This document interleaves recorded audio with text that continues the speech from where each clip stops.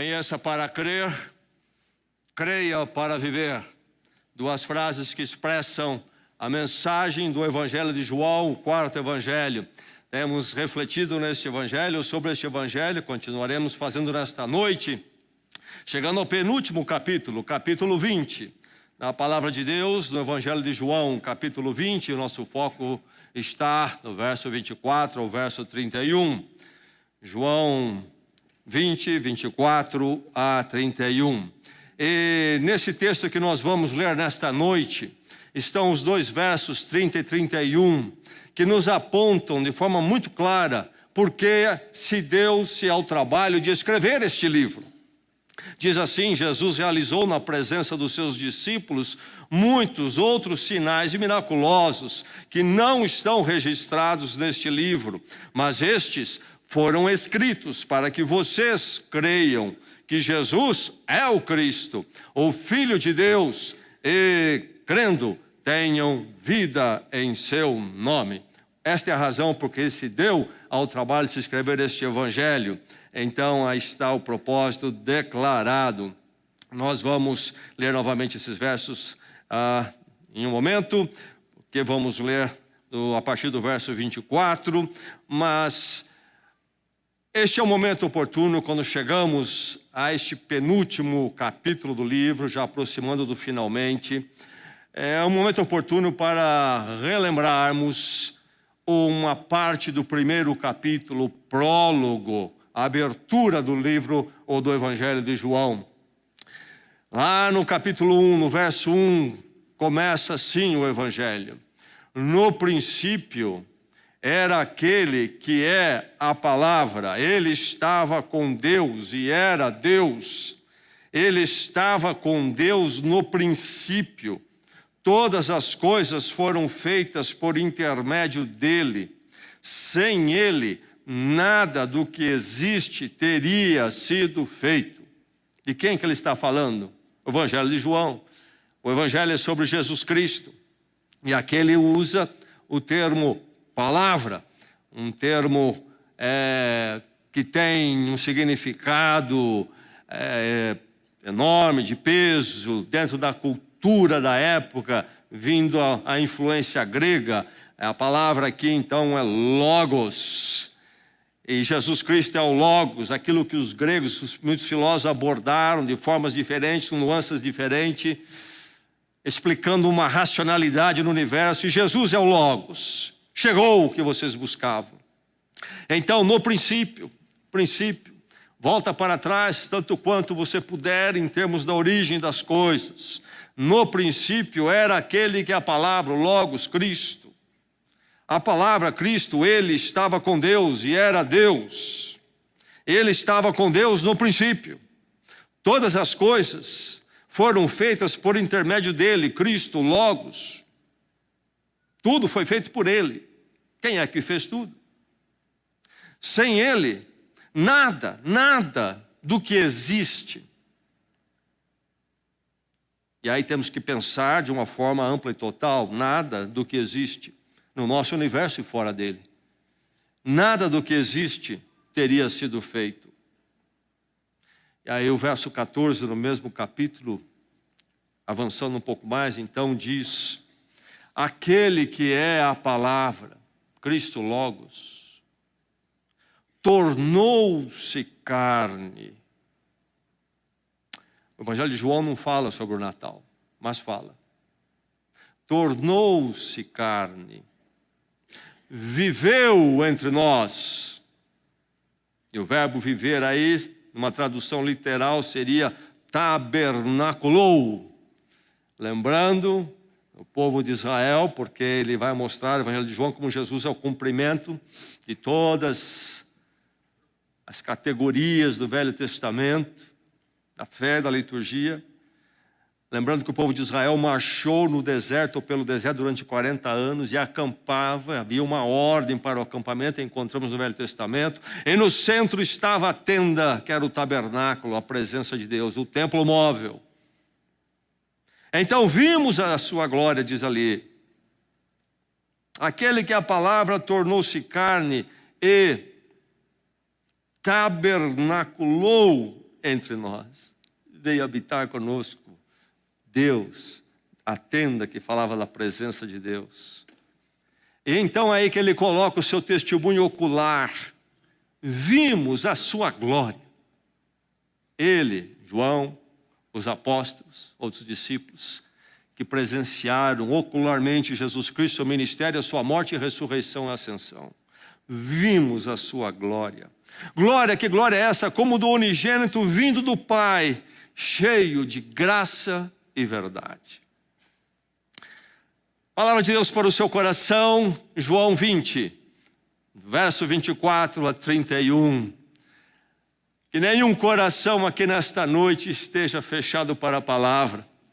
Que todo o coração receba com alegria a palavra de Deus, e ela verá e abençoar a cada um de nós.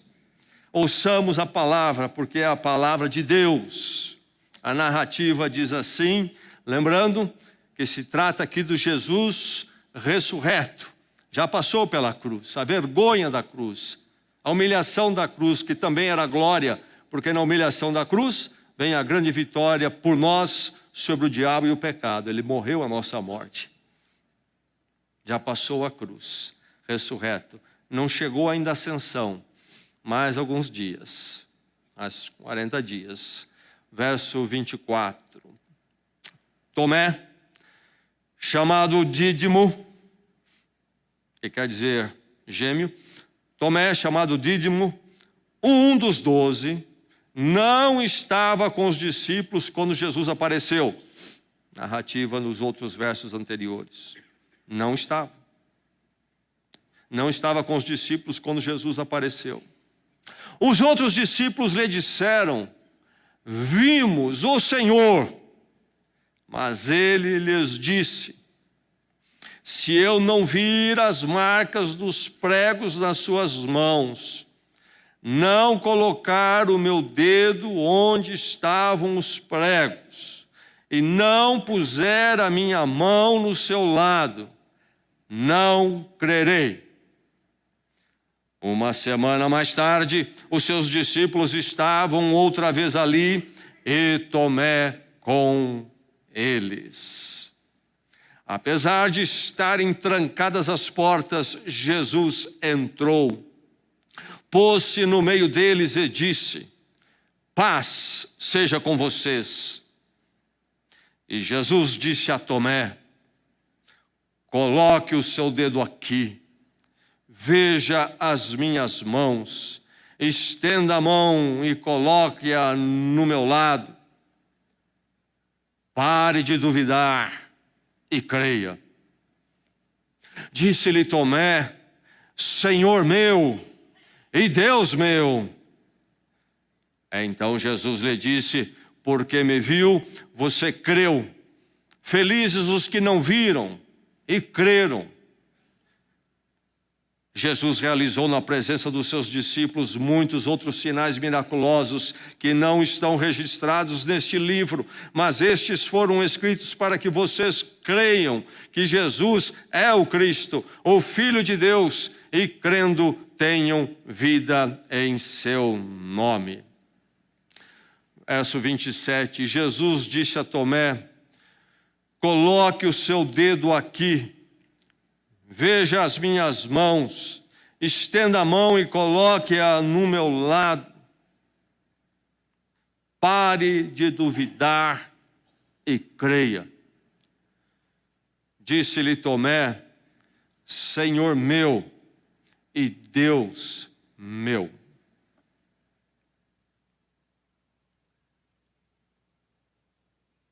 Desafio, o drama do crer ou não crer. É popularmente conhecido a atuação do biólogo Richard Dawkins, da Universidade de Oxford.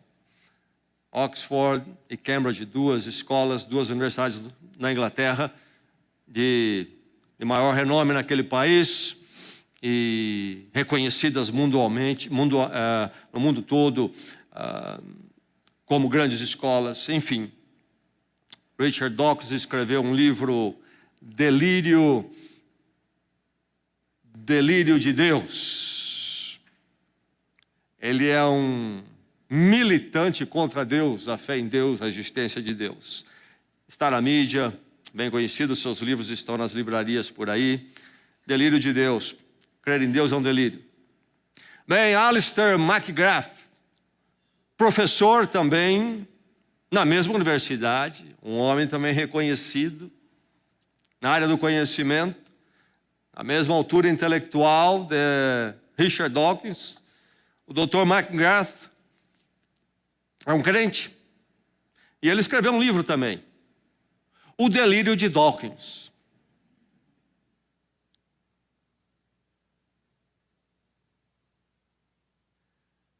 Stephen Hawking é aquele físico, professor da Universidade de Cambridge, da outra grande escola na Inglaterra, é conhecida também mundialmente. Aquele homem que sofrendo da múltipla esclerose, já está numa cadeira de rodas, não pode falar mais, mas continua atuante usando certos equipamentos especiais.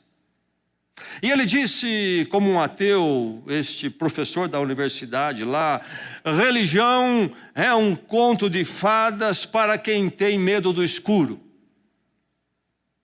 Religião é um conto de fadas para quem tem medo do escuro. John Lennox, matemático e filósofo da ciência, professor de Oxford, igualmente um homem de projeção na hora do conhecimento, escritor também, autor. O irmão, o crente John Lennox, respondeu a Hawkins o seguinte: o ateísmo é um conto de fadas para quem tem medo da luz.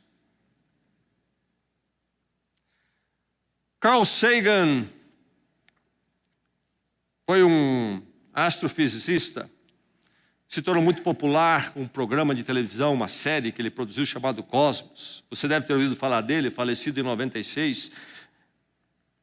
Ele dizia que ele não cria em Deus porque ele não esperava por evidências exaustivas. Nas suas interações, ele tinha alguns amigos que eram pastores, envolvendo em algumas causas, e inclusive uma pastora chamada Joan Brown Campbell. A pastora Campbell, uma mulher de um grande preparo, já idosa até hoje, mas ainda atuante, grande preparo intelectual. Era secretária do Conselho Nacional de Igrejas nos Estados Unidos. E uma vez, Carl Sagan, o agnóstico, interpelou a pastora Campbell. Você é tão brilhante, porque você crê em Deus. Ela pensou um pouquinho, olhou para ele e lembrou que ele é um homem que cria nos chamados buracos negros no universo por inferência, nunca tinha visto um. E respondeu para ele: Sagan, você é tão brilhante, por que você não acredita em Deus? Enfim, aí está a questão do crer. Seria uma questão de capacidade intelectual. Seria algo que se define de forma final, em cima de evidências e argumentos? Parece-me que não. E é quando nós pensamos na existência de Deus, do ponto de vista cristão, nós pensamos sobre a ressurreição de Jesus Cristo, aqui nesse texto que nós lemos, um texto sobre o Cristo ressurreto e a fala dele, que nós pensamos como é que alguém crê nisto, como é que se chega a crer nisto, por que devemos crer. Frank Morrison foi um pseudônimo de um autor inglês também. O nome dele, na verdade, era Albert Henry Ross. Ele foi alguém que trabalhou em editora de livros, se tornou escritor, escreveu diversos livros, trabalhou no Serviço de Inteligência da Inglaterra, o chamado MI7.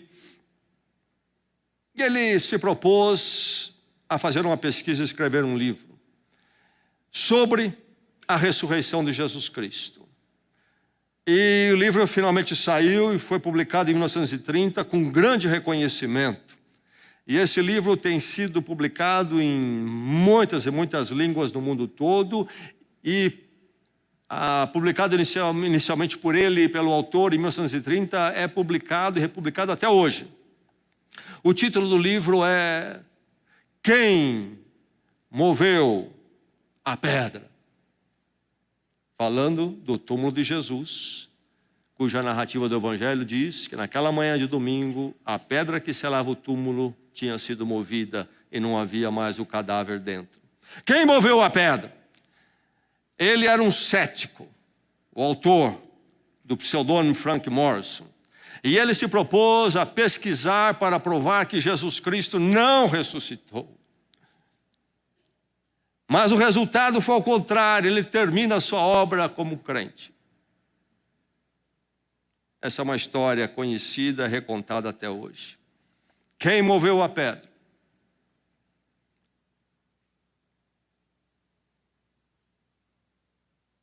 É uma fábula. Vamos examinar isso. Realmente essa pedra foi movida e ele ressuscitou.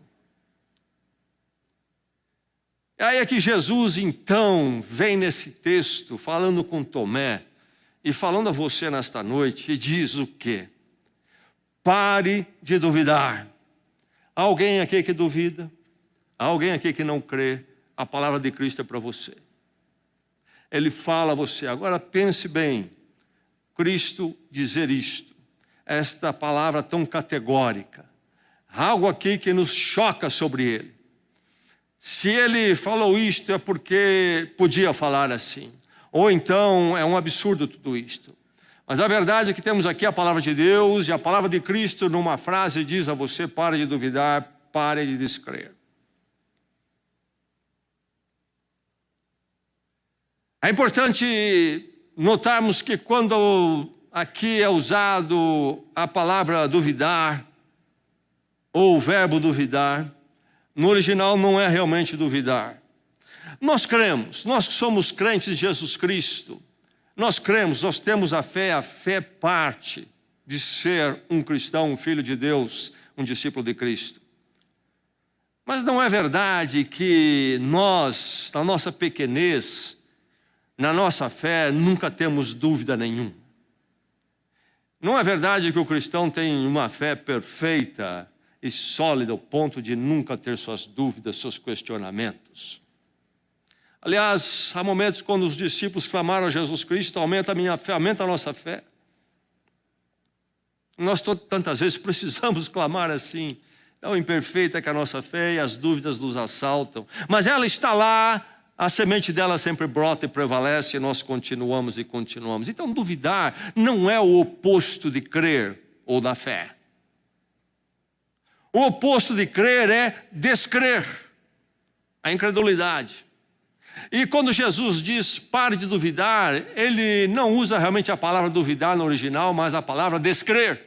Pare de descrer, um imperativo. E, aliás, tem uma ideia, uma força que mais literalmente seria pare de se tornar, de se mostrar descrente. E comece a se tornar, se mostrar um crente. Então a questão é realmente não sobre duvidar, mas sobre crer e descrer. Dois opostos. E aí a questão é onde está o seu coração, a sua mente nesta noite. E é você que Jesus Cristo fala. Fala então mais literalmente, pare de descrer. Comece a crer. E esta noite, então, a palavra do Senhor vem a você como aquele momento, propiciando você este momento de virada, quando você sai dessa condição vazia, sem esperança, sem um significado profundo para a vida, que é a condição daquele que descrê, para conduzi-lo à condição maravilhosa de ser contado entre aqueles que crê. A palavra de Deus quer fazer com você isso hoje. Que momento precioso, quando ela lhe encontra nesta noite. Então a palavra vem falar a você, comece a crer no Cristo ressurreto. Ou seja, a crer. Você pode dizer: eu estou entre eles. Comece a crer no Cristo ressurreto. Como podemos crer no Cristo ressurreto? Eu não ouvi com os meus olhos, você também não ouviu. Como podemos crer no Cristo ressurreto? Creia,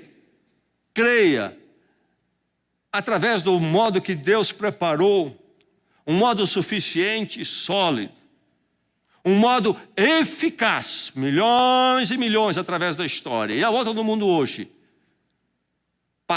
têm passado para o lado daqueles que creem através desse modo que Deus preparou. E você não é diferente, pode também, nesta noite, vir a fazer parte daqueles que creem, daqueles que são discípulos de Cristo e então vivem com Deus. Comece a crer no Cristo ressurreto. Como? Então, através do testemunho do Evangelho. Tomé, este que é conhecido por ser alguém que duvida. E duvidar não é realmente exatamente a palavra certa, já vimos isto, mas é conhecido popularmente como aquele que duvida. Aliás, há duas manifestações outras de Tomé neste evangelho, e são manifestações interessantes. No capítulo 11, quando depois da ressurreição de Lázaro, Jesus precisa se afastar de Jerusalém, porque os homens querem crucificá-lo, e ainda não era a hora para isso, segundo o projeto de Deus, a hora de Deus, e Jesus sai de Jerusalém, mas chega a hora que Jesus diz: vamos voltar. Quando Lázaro, então, recebe a notícia que Lázaro havia morrido, vamos voltar a Betânia, próximo de Jerusalém. Jesus diz a eles: vamos de volta. Mas Tomé e os discípulos sabiam que eles tinham saído de Jerusalém, porque o perigo estava próximo. E quando Tomé vê que Jesus diz: vamos voltar a Jerusalém, ou perto de Jerusalém, ele diz: sim, vamos, nós vamos com o Senhor, vamos para lá e morrer junto com ele. Uma atitude um tanto quanto assim pessimista, de uma forma leal, de outro lado bem pessimista. Nós vamos com ele, já que ele quer, vamos lá morrer. E encontramos também no capítulo 14 ele dizendo: Senhor, nós não sabemos para onde vais, como é que nós sabemos o caminho? Esse que levanta essa pergunta, sendo questionando, colocando ali uma incerteza, enfim, aí está Tomé, esse sujeito que agora culmina neste momento, quando ele, conversando com seus parceiros, que estavam reunidos uma semana antes, de portas fechadas, medo. Jesus havia sido crucificado, o líder deles, ele é identificado com ele. Se nós circularmos por aí, alguém nos ver, pode ser que suscita novamente uma ira contra nós, porque somos identificados com ele. Será que vão nos pegar? Então ficavam fechados ali. Jesus se manifestou a eles, mas Tomé não estava lá. E aí então, agora, há este momento em que Tomé, ouvindo deles, que Jesus havia ressuscitado durante uma semana. Tomé crê porque ele vê. Mas diz o verso 31, falando do propósito do evangelho, que estes sinais, ou a narrativa, a concatenação toda deste evangelho foi feita. É uma obra tremenda. Tudo isso foi feito, estes foram escritos para que creiais. Jesus falou a Tomé: você viu e creu, bem-aventurado aqueles que haverão de crer e não terão a oportunidade de ver. E o Evangelho diz que ele foi escrito para que pudéssemos crer. Isto é, o método de Deus para trazer a verdade de Cristo e a presença dele diante da humanidade é através de um novo método e um método único. Se alguém está esperando aqui que Cristo vai aparecer para ele, uma manifestação especial, porque o seu coração, sua mente exige, e então Jesus vai de repente surgir na sua frente para você crer, pode esquecer isto. O modo de Deus é outro, um modo suficiente e pleno. Tudo o que você precisa saber de Cristo, todos os argumentos estão muito bem embasados e registrados em documentos fidedignos chamados evangelhos. Nenhum documento da antiguidade é tão substancial em termos de textos para pesquisas, manuscritos antigos como os evangelhos. Estes foram escritos para que creiais. Comece a crer. através do testemunho do Evangelho. Mas você conhece o Evangelho, você tem ouvido o testemunho. Você já examinou de uma forma honesta, como Frank Morrison, quem moveu essa pedra? Foi examinar, de cético virou um crente. O poder do testemunho escrito. Mas aqui nós encontramos como que esse testemunho escrito chega a nós. É o testemunho da comunhão. É interessante olharmos particularmente aqui que Cristo ressuscita num domingo e logo muito cedo as mulheres vão ao túmulo, verificam isto, anunciam. Pedro e João vão ao túmulo, realmente verificam que Cristo não está lá. Eles não veem o Cristo ressurreto. E diz o texto que João creu, ainda que não viu, mas ao ver o túmulo e os panos ali, Maria, a única que vê o Cristo ressurreto, se manifesta a ela. E naquele domingo ainda, à tarde, eles estão reunidos, fechados, portas fechadas, e Tomé não está ali. E Jesus Cristo se manifesta. Coisas que acontecem quando a igreja de Cristo se reúne, quando a comunhão de Cristo está reunida. Mas Tomé não estava lá. Por que será? Não sabemos. Sempre tem um que não vem, não é mesmo? A igreja se reúne, onde está ele? Zanzando por aí, na televisão. Uma semana inteira para zanzar e ver televisão. Escolhe justamente uma hora única que o povo de Deus se encontra. Não estava Tomé ali. Perdeu a bênção. Na verdade, que quando nós nos afastamos da igreja, perdemos a bênção. A igreja vai crescendo, o Senhor vai estar trabalhando, se manifestando. E aqueles que estão aí vão avançando, ficando mais firmes. E aquele que vai marcando passo mais distante, mais distante, mais distante. Há uma razão especial porque Deus criou a comunhão, o ajuntamento dos discípulos. Enfim, eles estão reunidos e Tomé não veio. Mas eles encontram com Tomé depois daquele acontecimento. E nós temos aqui, pela narrativa, o entendimento, então, fala do primeiro dia da semana, na primeira manifestação, no primeiro dia da semana, na segunda manifestação, melhor, uma semana depois, que seria então um outro domingo. Quando novamente eles estão reunidos, aí então Tomé está presente, Jesus se manifesta outra vez. E vejam que o evangelista que escreve no ano 90 depois de Cristo, quando a igreja já está numa condição muito mais avançada e solidificada, João escreve no ano 90 depois de Cristo, não em Israel, ele está ministrando na chamada Ásia Menor, hoje conhecido como Turquia. Então, um ambiente que não era judaico, pelo contrário, tinha um pensamento grego, pagão, que nada conhecia das Escrituras. Mas ele faz questão de falar que Jesus, na primeira manifestação, apareceu no domingo. Ele se ressuscita no domingo e se manifesta no domingo. E quando ele se manifesta de novo aos discípulos, agora com a presença de Tomé, a segunda vez, é novamente num domingo. E João é aquele que vai escrever o Apocalipse, o autor desse evangelho escreve o Apocalipse, e lá ele diz que a visão dele veio no dia do Senhor. E aqui nesse testemunho de domingo, Tomé chama Jesus Cristo de Senhor. Enfim, já é a igreja atuando e ele aplicando a importância disto para a igreja daqueles dias, justificando o que a igreja fazia naqueles dias, se encontrando em nome de Cristo no dia do Senhor. Enfim, a comunhão. Como é que Tomé ouviu sobre a ressurreição de Jesus Cristo? A comunhão proclamou. E quando nós olhamos a força do verbo aqui no original, nós temos uma forma imperfeita dizendo que eles continuavam dizendo a Tomé que Jesus ressuscitou. Teve uma semana de conversa entre uma aparição e outra. E durante aquela semana eles martelaram isso com Tomé. Nós vimos o Senhor, continuavam dizendo. Não disseram uma vez. É algo que brotava no coração e eles pregavam, falavam. É a comunhão, mantendo a fé viva. É o plano de Deus. Isolados estamos em pecado.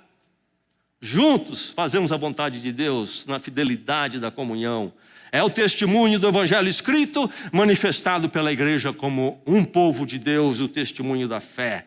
É esse que se manifesta a Tomé. E vai ser novamente no encontro dessa comunhão que Deus haverá de falar a Tomé. Então, comece a crer através do testemunho do evangelho.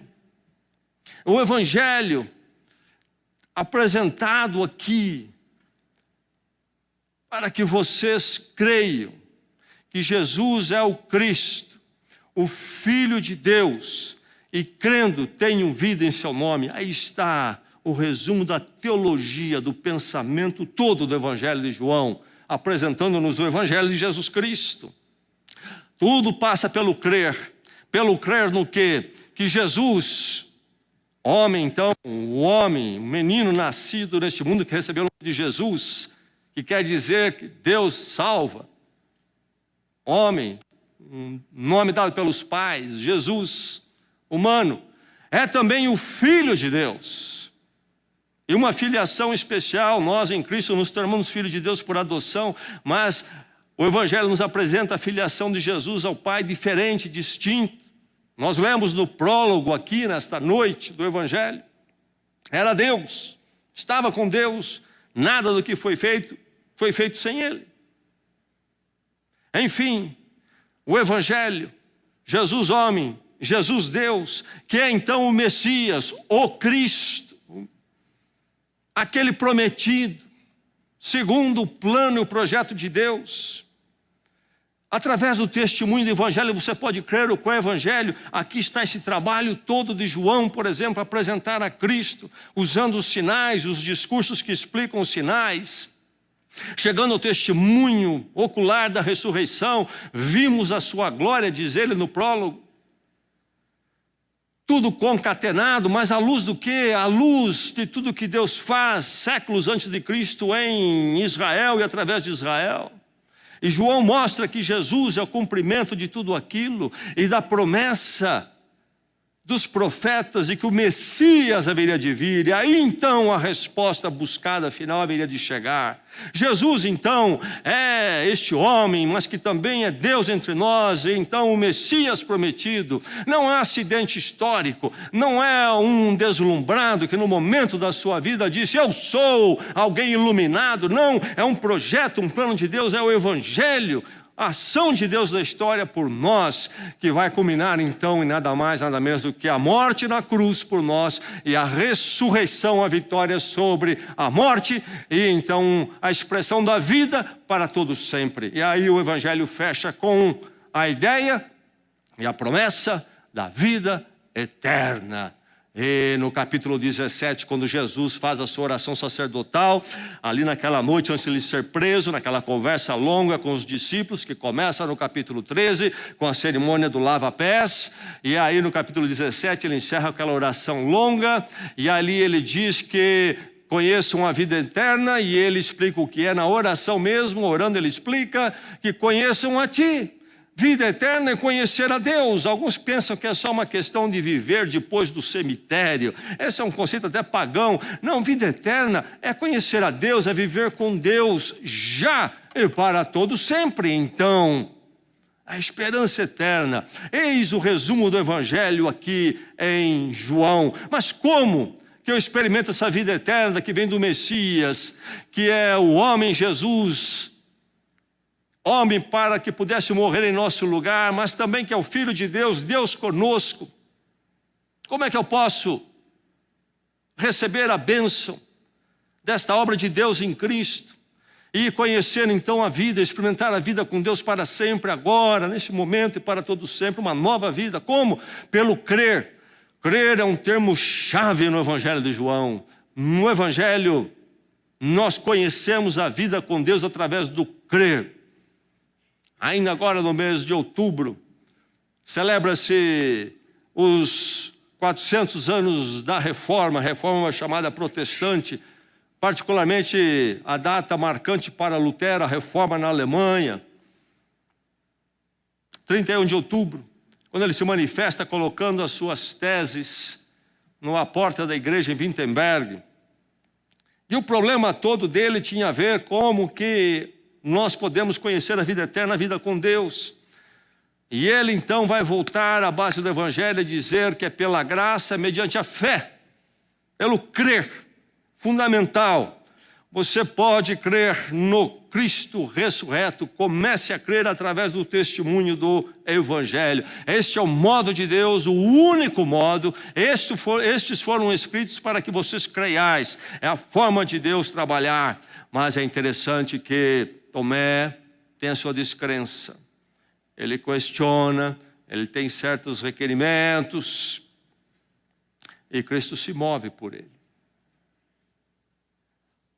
Isto podemos ter certeza que Deus fará por nós também. Nós cremos, você há de crer pelo testemunho do Evangelho, e a igreja, aquela indicada para proclamar isso, especialmente no seu encontro, na sua expressão coletiva, no seu culto comunitário. Mas isso não é uma obra humana. Deus nos deu o Evangelho, o testemunho escrito, e agora nós somos o testemunho falado, isto é, falamos do Evangelho, e então, porque nós temos o Evangelho, nós sabemos falar dele, então pessoas vão crer e Deus será glorificado. Não, não, não. Nós fazemos isto como igreja, proclamamos o testemunho escrito, o nosso testemunho verbal e comunitário, sabendo e dependendo da ação sobrenatural de Deus. É verdade que os discípulos disseram para Tomé: nós vimos o Senhor. Mas há este mover sobrenatural. Isto a Bíblia promete, na ação do Espírito Santo. Cristo diz neste Evangelho, nessas conversas também, especialmente no capítulo 14, nessa conversa já final da noite da sua prisão, que ele enviaria outro Consolador, o Espírito Santo. Ele diz: eu vou, mas não os deixarei órfãos. Virá o Espírito Santo. E ele diz, ele vai de convencer o mundo do pecado, da justiça e do juízo. Isto é trazer a convicção e a conversão. Você pode começar a crer, porque o Evangelho é muito claro. E quando você olhar para ele e buscar, o poder sobrenatural de Deus lhe dá a capacidade de crer. Não é uma ação humana, nem da sua virtude de entendimento pleno. O mover de Cristo é que nos transforma. Esse Cristo que não está presente ali, mas sabe do questionamento de Tomé. Você percebeu isso no texto? Tomé diz para os seus parceiros: se eu não ver as marcas na mão, eu não creio. Jesus não está ali para ouvir, mas ele sabe. Quando ele entra, ele diz: Tomé, põe a mão. Sabia dos questionamentos de Tomé. Deus conhece os seus questionamentos. E ele é suficiente para levá-lo a ultrapassar tudo isso, se você se voltar para ele, clamar e buscar no Evangelho o testemunho correto. Deus o trará a crença. As portas estão fechadas de novo. Medo. Ainda continuam temendo. Jesus aparece. O Cristo ressurreto, não mais limitado aos poderes da humilhação, da encarnação para ir à cruz. Já passou por isso. É o Cristo ressurreto. O Filho de Deus.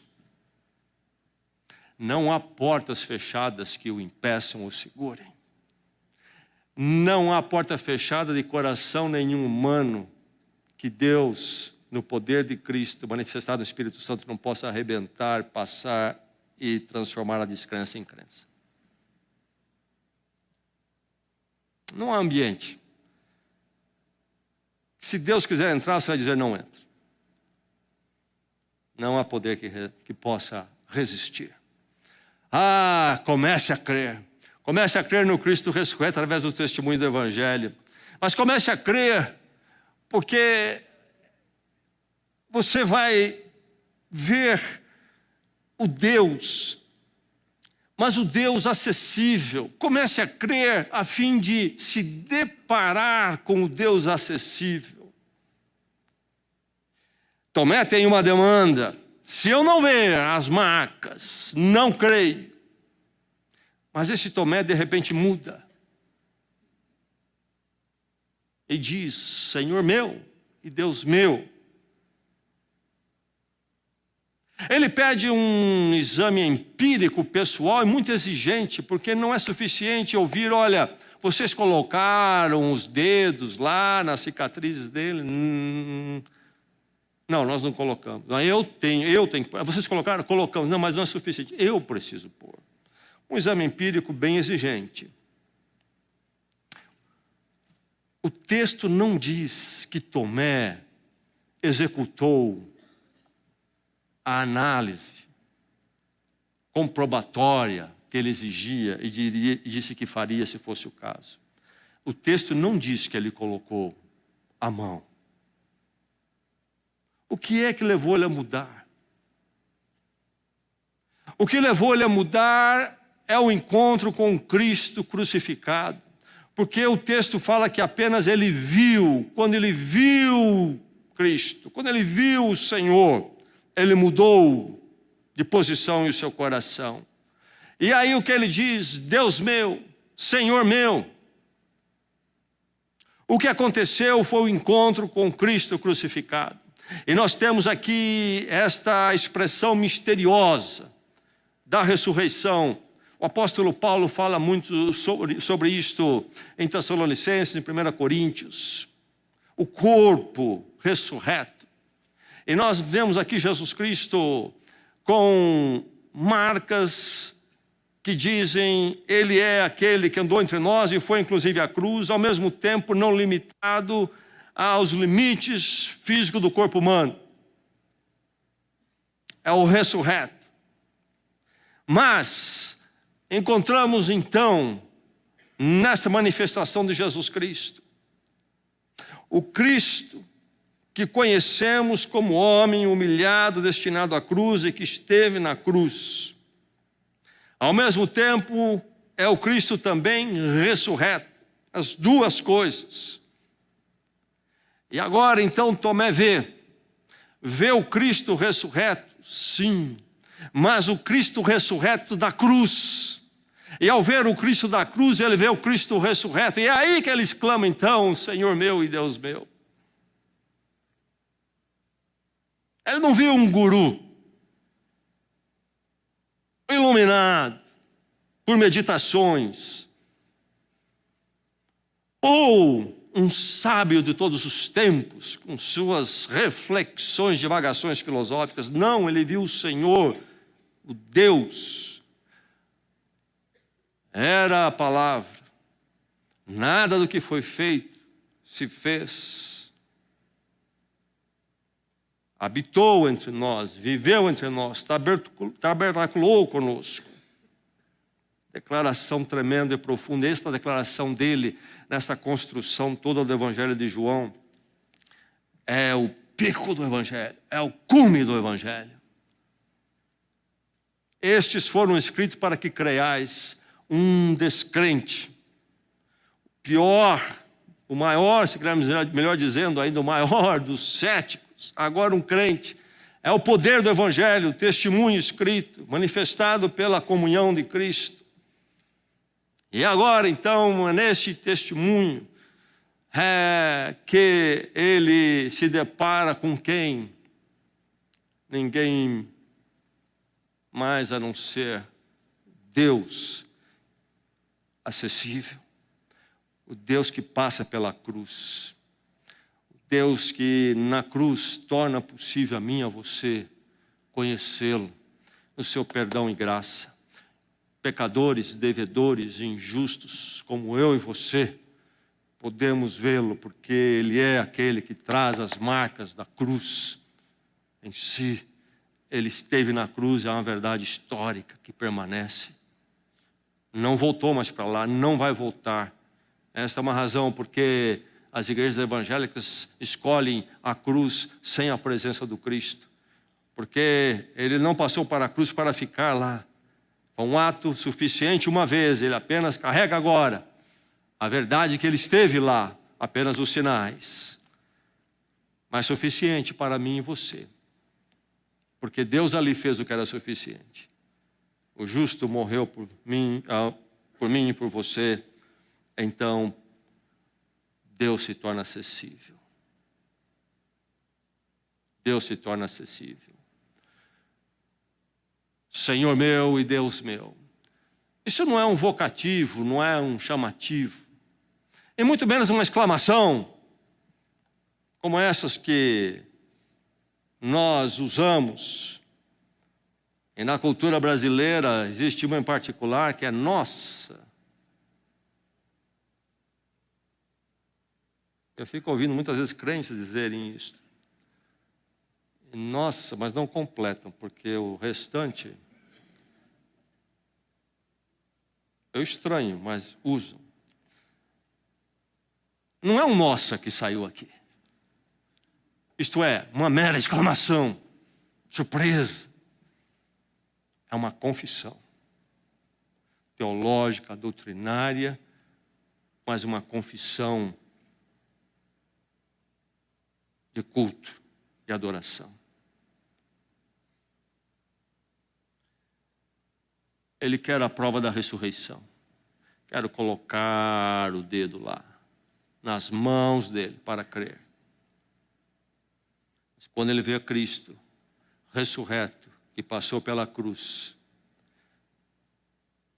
a exigência, a demanda da prova cai por terra, e o que sobra é a confissão dele sobre a identidade de quem esse Cristo é. Meu Senhor e meu Deus. Tão acessível, tão próximo. A palavra Senhor. No Velho Testamento, a palavra Senhor é aplicada a Yahvé, o Deus da aliança de Israel. O Evangelho é escrito nos anos 90, fora de Israel, lá no meio do povo pagão, no Império Romano, sim. Quando já a essa altura os imperadores romanos adotavam o título de divino para eles mesmos como Senhor. E a igreja é subversiva porque diz que Senhor é Jesus Cristo. E agora João escreve, no ano 90, voltando atrás aí, uns 60 anos,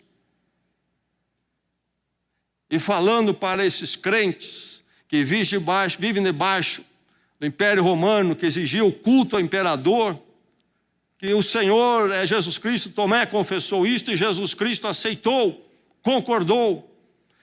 E Ele é o Senhor porque Ele é sim, Ele é o Deus, o Filho de Deus, divino, não o imperador.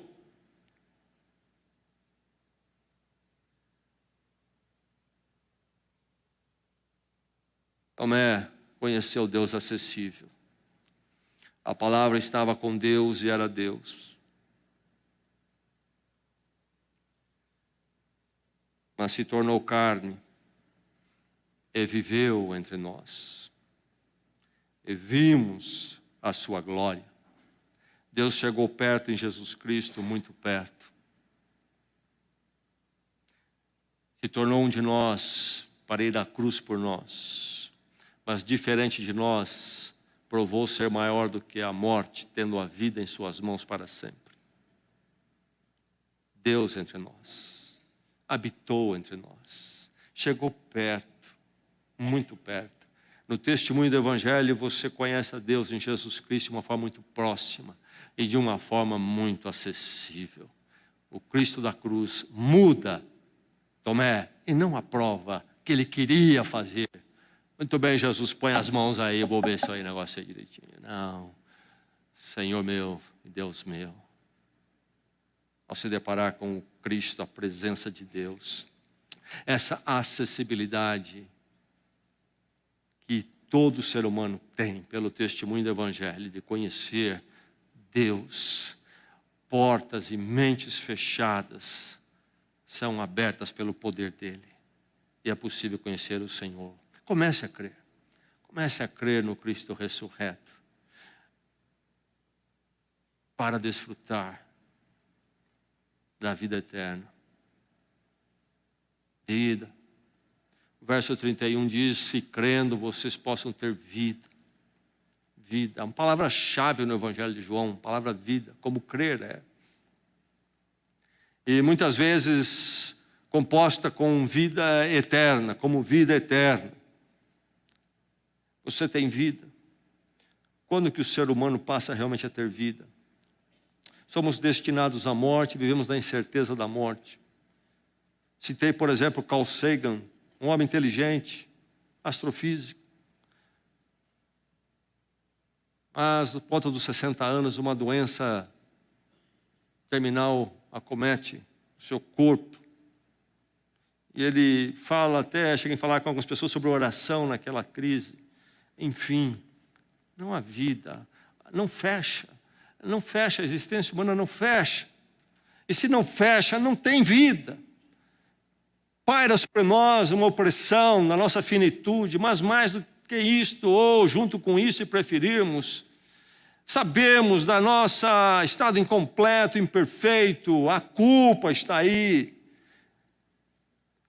Ficamos sem um significado. Podemos ter todas as coisas, se for possível neste mundo, mas não temos vida, e alguns de nós, alimentados pela mentalidade mundana e pela mídia e pelo marketing, pensa que vida vai chegar se eu então puder fazer aquele programa, ou eu puder ter esse automóvel, ou aquela casa, ou aquele status, aí vou sentir a vida. Não sente. Pessoas que têm tudo isso chegam até o suicídio. Nessas coisas não encontramos vida. Sabemos o que é vida realmente, e vida só encontrada quando é encontrado o que João chama de vida eterna, um problema resolvido diante da eternidade, mas um problema resolvido diante da eternidade que então muda a minha perspectiva no hoje, num mundo conturbado, onde as coisas são sempre incompletas, sempre deixam a desejar, mas saber que estou em paz com Deus.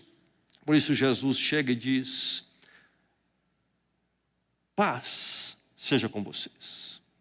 E quando ele se manifestou uma semana antes, ele disse a mesma coisa, a grande saudação de Jesus Cristo: paz seja com vocês.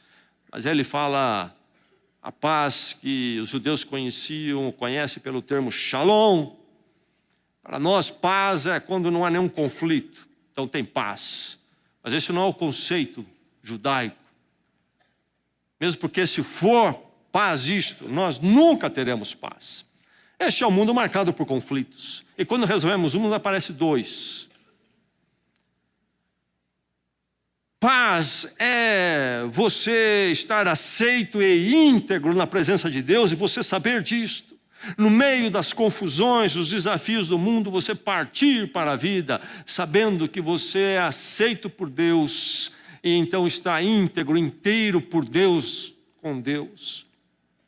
Isso exige a cruz, o perdão, o ser recebido, ser possível ser recebido por Deus, pelo crer então no poder, na obra de Cristo na cruz, e então encontrar o meu Senhor e o meu Deus. Shalom. Estes foram escritos para que vocês creiam e crendo tenham vida. É interessante notar que a força verbal aqui é uma constante. E vocês continuando a crer, um particípio, continuem, subjuntivo, tendo vida. É uma permanência. Finalmente chegar a esse estado continuado, quando haveremos de crer, e crendo, podemos então ter vida.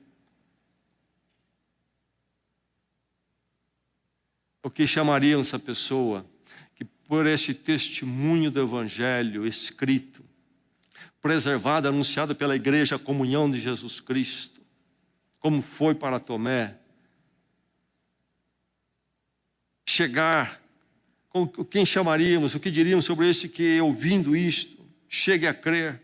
Jesus chama de bem-aventurado. Às vezes, algumas traduções bíblicas, inclusive a que nós costumamos usar, traduz muitas vezes o bem-aventurado por feliz. Feliz é o homem, por exemplo, o Salmo 1.